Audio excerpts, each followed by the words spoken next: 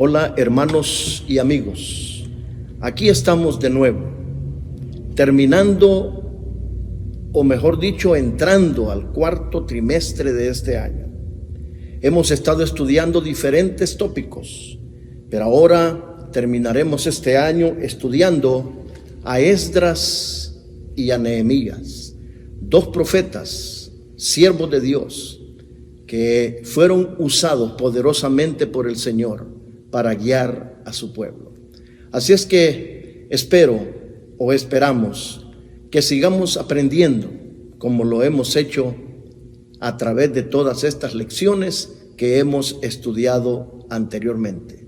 Que el Señor nos bendiga y nos conduzca en este aprendizaje.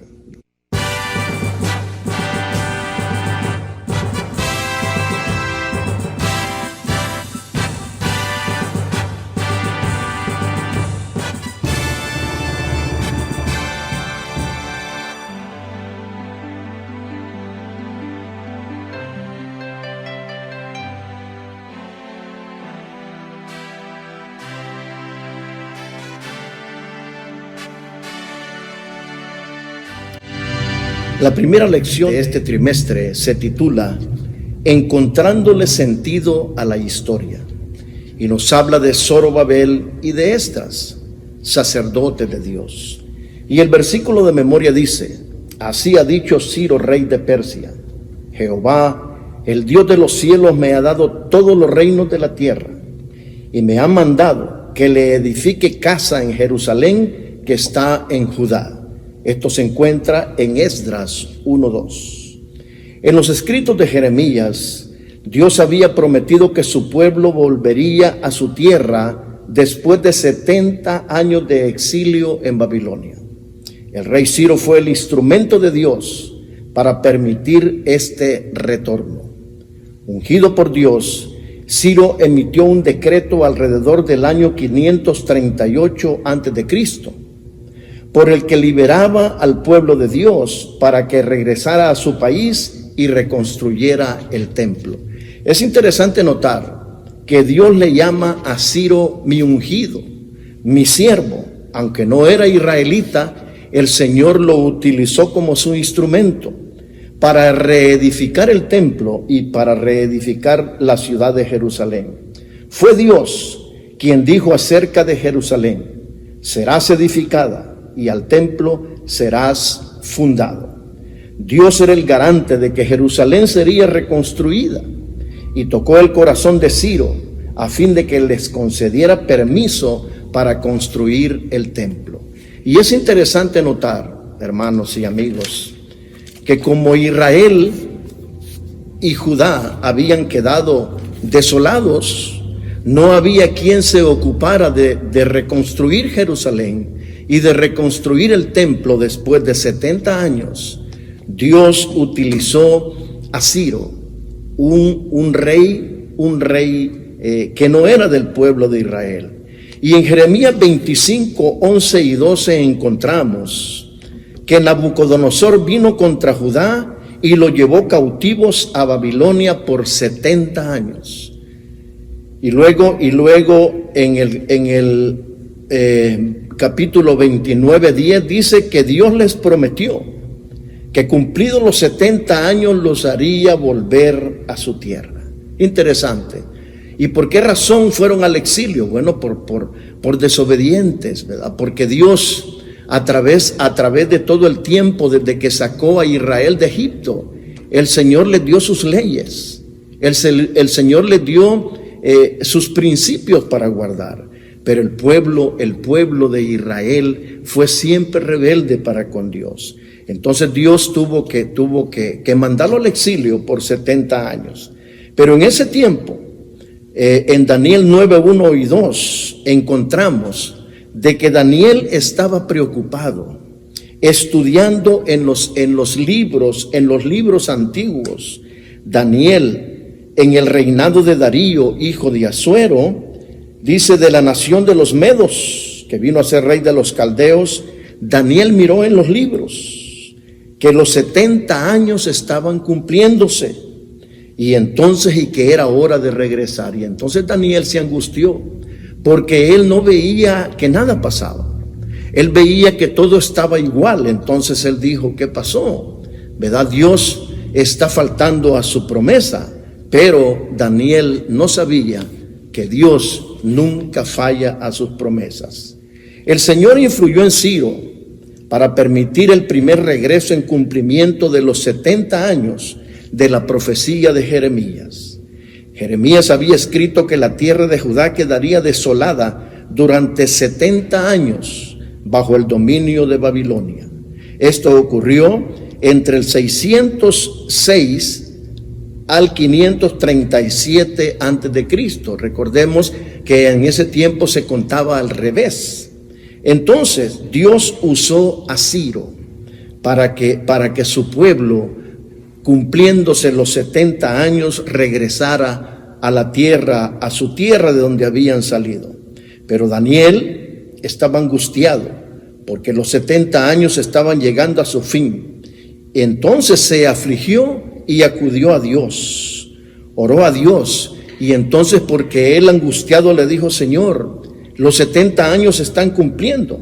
Pero en Daniel 9, 24 al 27, encontramos que el Señor le responde y le promete, y le dice en Daniel 9, 24 al 27, el Señor le dice a Daniel, le dice: 70 semanas están determinadas sobre tu pueblo y sobre tu santa ciudad, para terminar la prevaricación y poner fin al pecado, y expiar la iniquidad, para traer la justicia perdurable, y sellar la visión y la profecía, y ungir al santo de los santos.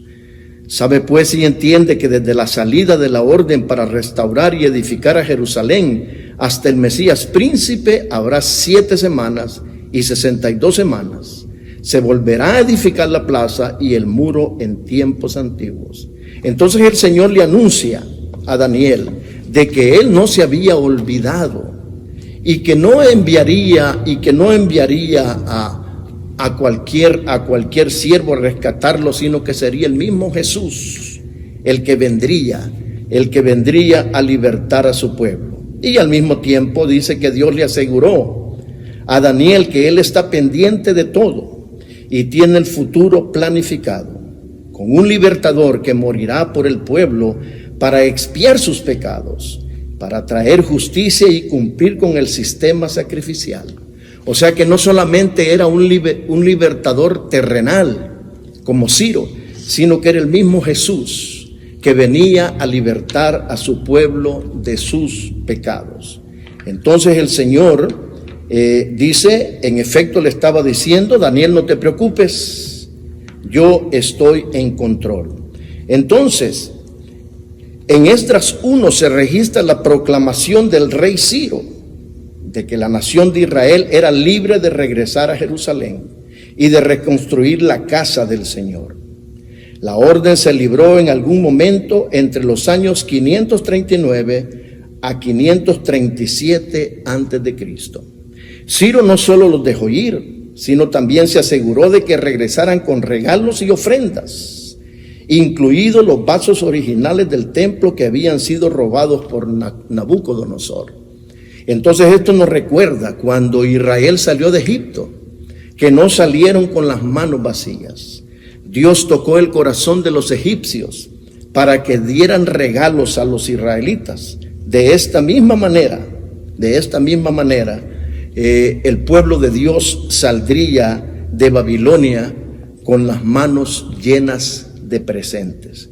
Así es que este es el primer grupo que sale de Babilonia. Dice que estaba compuesto por unas 50,000 personas. Dice que probablemente incluían mujeres y niños de otros territorios. Pero también la lección habla de los reyes, como decía al principio. Como Israel ni Judá tenían rey, entonces el Señor tuvo que usar a reyes paganos. Entonces dice que el primer grupo de repatriados recibió la tarea de reconstruir el templo de Dios, pero estuvieron involucrados 5 reyes persas, o sea que no fueron los reyes israelitas los que estuvieron involucrados, sino que el Señor usó a 5 reyes persas para que se encargaran, estuvieron en el proceso de la edificación de Jerusalén y de la reconstrucción del templo. Y estos eran Ciro II el Grande, que vivió entre el 559 al 530 antes de Cristo. Cambises II, 530 al 522 antes de Cristo. Darío I, 522 al 486 antes de Cristo. Jerjes I, que es el mismo rey Asuero, el esposo de Esther, el que se encuentra en la historia de Esther. Vivió entre el 485 al 465 antes de Cristo, y Artajerjes I, que vivió en el 465 al 424. Entonces podemos ver nosotros que Dios, su pueblo, no es exclusivo para hacer su obra. Dios puede usar, le dijo a los judíos Jesús, si ustedes no hablan, las piedras van a hablar. Entonces Dios tiene el poder. Cuando Él quiere hacer su voluntad en esta tierra, Él tiene el poder para usar a quien Él quiera. Entonces, vemos pues que el Señor no es exclusivista. El Señor puede usar a todo aquel que Él quiere. Pero entonces ahora vamos al segundo retorno de los exiliados. El segundo retorno que fue decretado por Artajerjes. Dice que en Esdras 7, 1 al 10 y 8, 1 al 14, vemos que el rey Artajerjes primero le permitió a Esdras regresar a Jerusalén en el año 450 antes de Cristo. Se recuerdan que en la profecía de los 2300 días, este año, el 457, es el año en que inició la profecía de los 2300 días o años. Dice entonces, autorizó, dice, para que Esdras saliera con el pueblo, dice, y con él a cualquiera que quisiera regresar. No se sabe mucho acerca de la relación entre el rey y Esdras, o si Esdras trabajaba para la corte. Entonces dice, no se sabe, no se sabe qué relación había entre Esdras y el rey Artajerjes, pero el rey Artajerjes lo puso a la cabeza de este movimiento. En Esdras 8 enumera a los jefes de las familias de quienes regresaron. Fueron 12 familias que regresaron a su tierra, Entonces, eso nos recuerda a las 12 tribus de Israel. Esdras era un escriba con un legado sacerdotal. Él era descendiente de Aarón, venía de una familia sacerdotal y había crecido así. Como sacerdote era descendiente de Aarón, el hermano de Moisés, que fue el primer sacerdote de la nación de Israel. Debido a los relatos registrados en Esdras, así como en la tradición judía, el nombre de Esdras se destaca incluso en la actualidad. Fue un hombre importante. Entonces se desconoce si trabajaba como escriba en la corte del rey. Sin embargo, debió haber trabajado para Artajerjes en algún cargo cercano para que el rey lo enviara como líder de la expedición. En Esdras 7, 6 y 10, Esdras estaba etiquetado como un escriba o maestro diligente y de corazón preparado. Dice que la palabra diligente literalmente significa rápido, y lo que sugiere que era rápido de entendimiento y en el manejo mental de la información. Era un sacerdote, un escriba diligente, muy inteligente. Esdras tenía una mente rápida. Era célebre por su conocimiento y su astucia mental con respecto a la ley de Dios. Además, el hecho de que el rey haya elegido a Esdras para llevar a un grupo de israelitas a Judá es un testimonio de su valor y su capacidad de liderazgo de Esdras.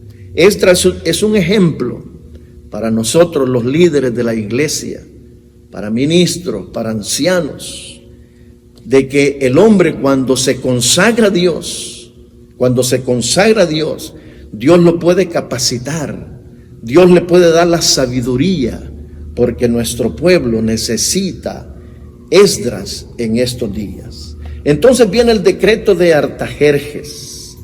En Esdras 7, 11 al 28, encontramos la carta que Artajerjes primero escribe.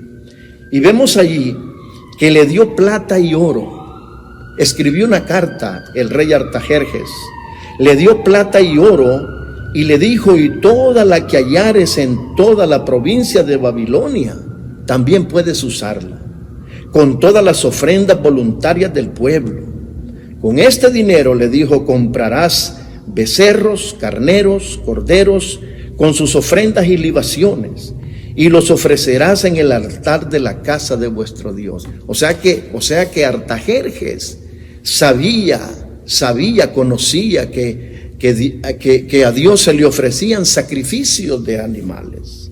Entonces dice que también devolvió los utensilios sagrados que Nabucodonosor llevó para Babilonia.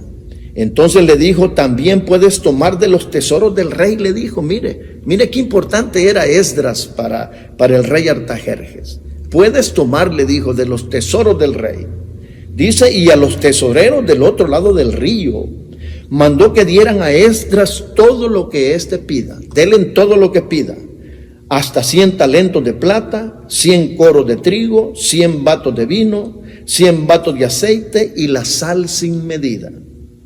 Y le dijo: a ninguno de ustedes se les impondrá tributo, contribución ni renta.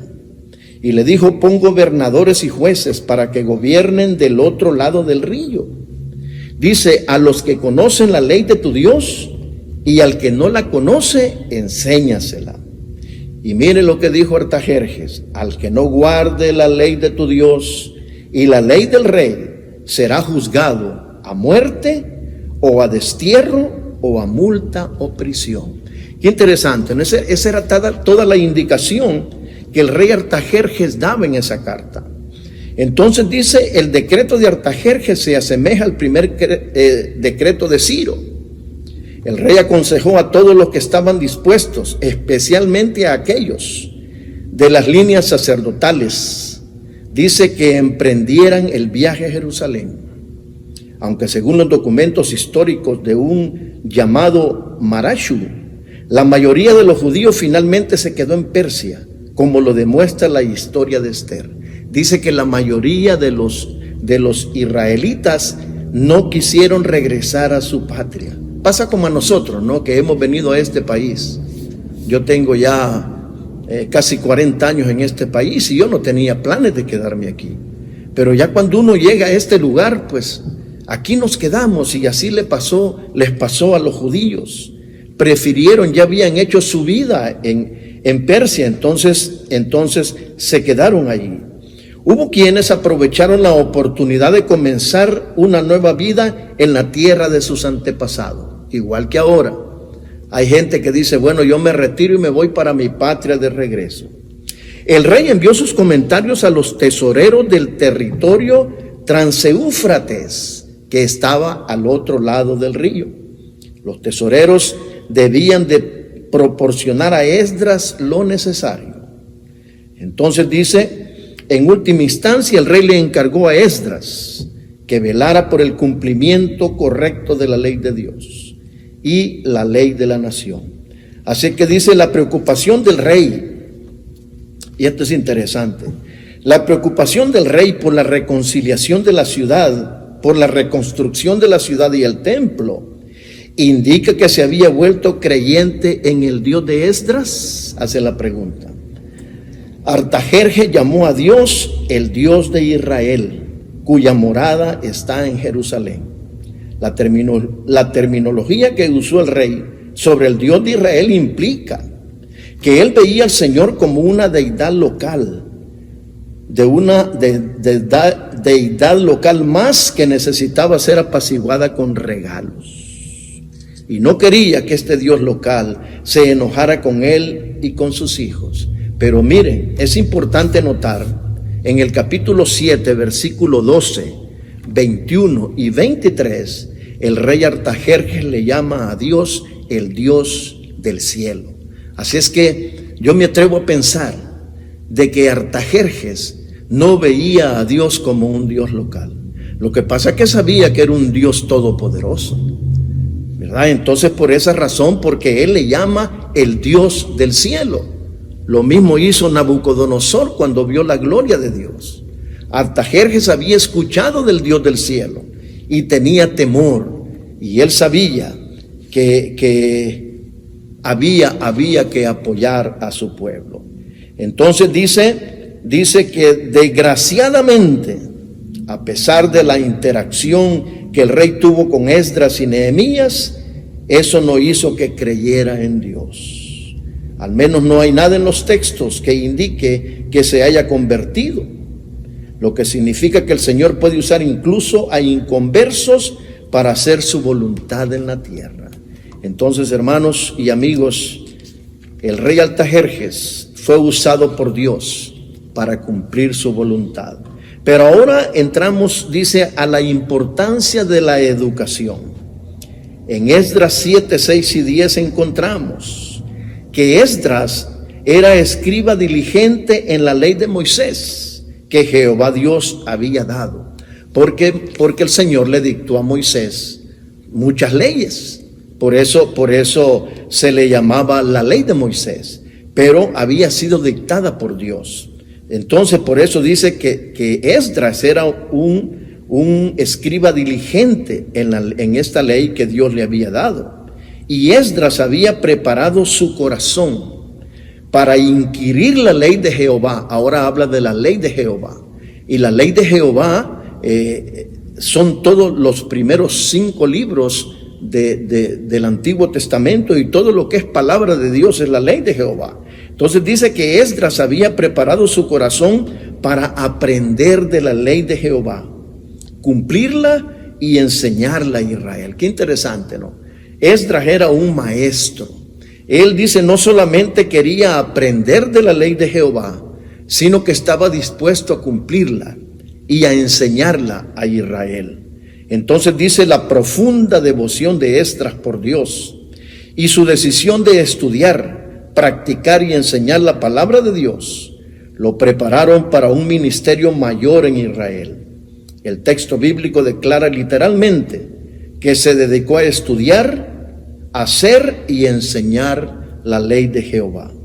En el espíritu de profecía encontramos esta cita: nacido entre los descendientes de Aarón, Esdras recibió preparación sacerdotal. Además se familiarizó con los escritos de los magos, los astrólogos y los sabios del reino Medo-Persia, pues ahí vivió. Ahí estuvo 70 años. Entonces un hombre estudioso se había preparado también en ese campo, pero no estaba satisfecho con su condición espiritual. Él sabía que algo le faltaba. Anhelaba estar en completa armonía con Dios. Deseaba tener sabiduría para cumplir la voluntad divina, de manera que se había dedicado por completo a estudiar la ley del Señor y a ponerla en práctica. Esto lo indujo a estudiar con diligencia la historia del pueblo de Dios, según estaba registrada en los escritos de los profetas y los reyes. Escudriñó los libros históricos y poéticos de la Biblia para aprender por qué había permitido el Señor que Jerusalén fuera destruida y su pueblo llevado cautivo a tierra pagana. Esto se encuentra en Profetas y Reyes 4:46, 4:47. Y esto es importante para nosotros como pueblo de Dios de los últimos días. A mi juicio, a mi interpretación, no todos llegarán al reino de los cielos. Llegarán los que se consagren a Dios, los que hagan su voluntad, porque Dios no castigó a su pueblo por gusto.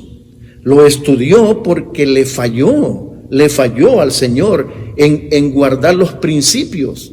A Israel lo puso en un lugar estratégico para que fuera testimonio a las demás naciones que no conocían a Dios. Entonces, pero como Israel no lo hizo, entonces el Señor lo tuvo que castigar.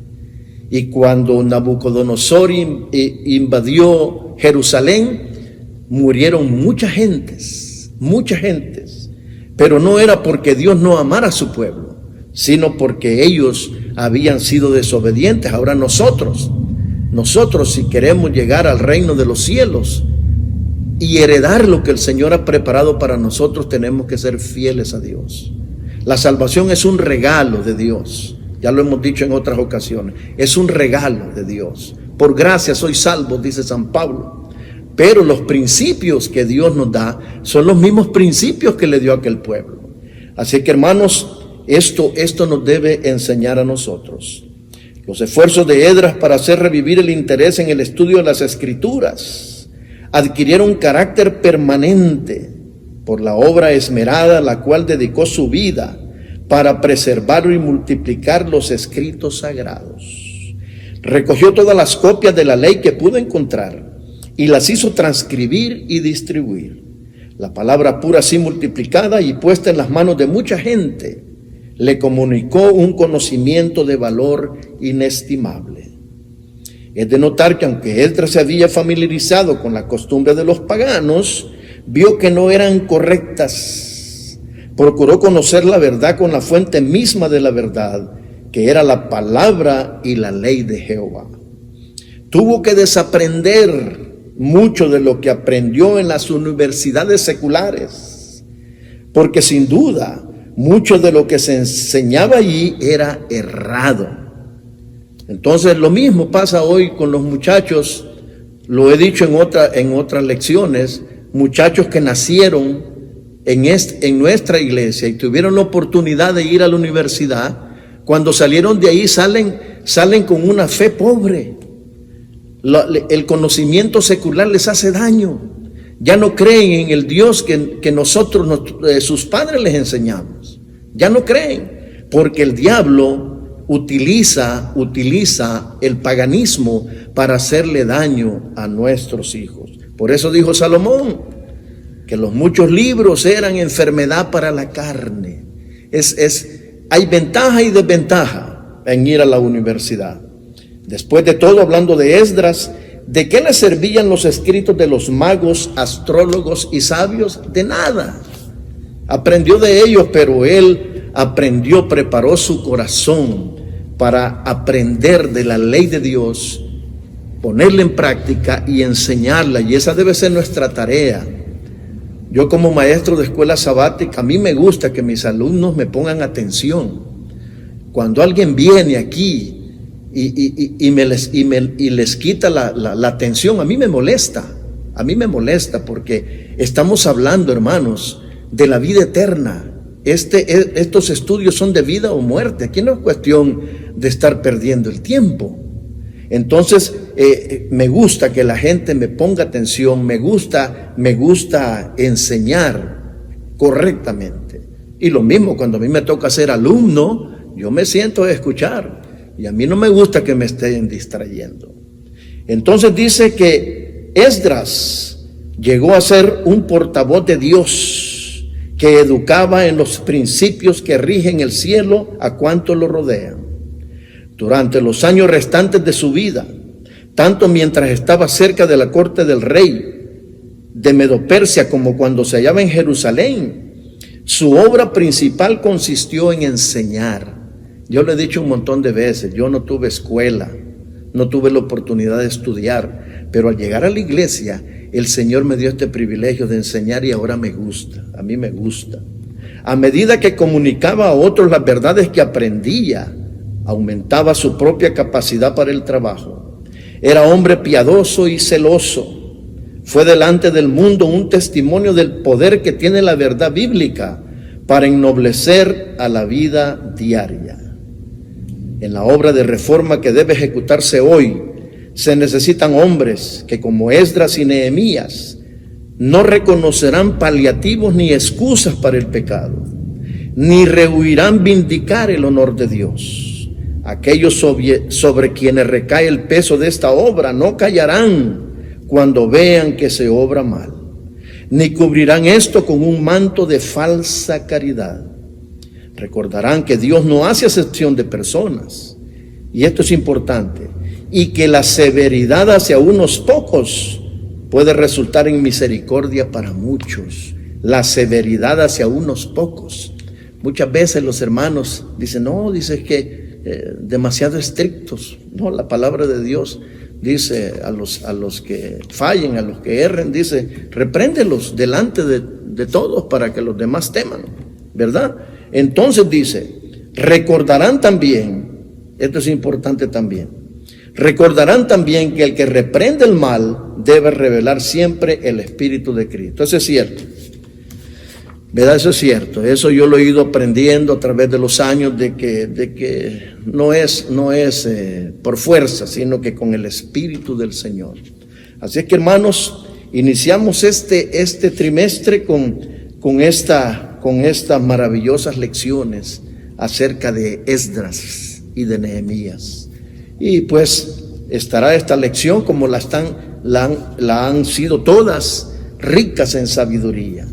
Nosotros tenemos el privilegio como adventistas de séptimo día de tener este material que otras iglesias no tienen. Por eso muchas iglesias de otras denominaciones cometen tantos errores porque no tienen la luz que nosotros hemos recibido. Usémosla, hermanos y amigos que tienen la oportunidad de ver esta presentación. Los invito a que se mantengan con nosotros, en contacto con nosotros, ¿verdad? Para seguir aprendiendo estas maravillosas lecciones. Entonces será en una próxima oportunidad que esperamos encontrarnos. Ahora tendré una palabra de oración. Amante Padre que moras en los cielos, gracias.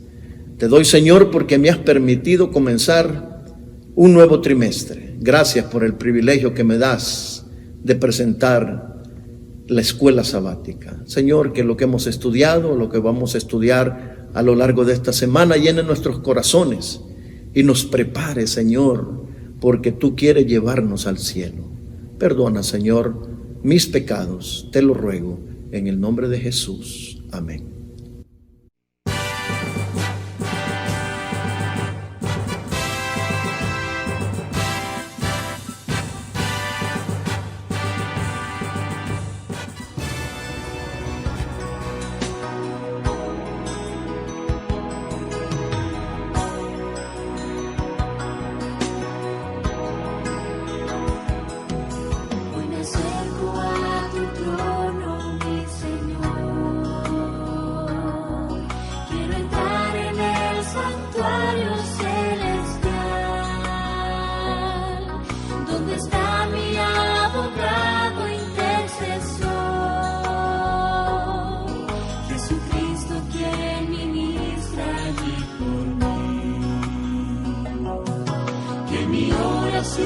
Ascienda ante tu altar, como incienso agradable a ti, Señor, que mi vida entera tú puedas cambiar, por la gracia y la justicia de tu amor. Purifícame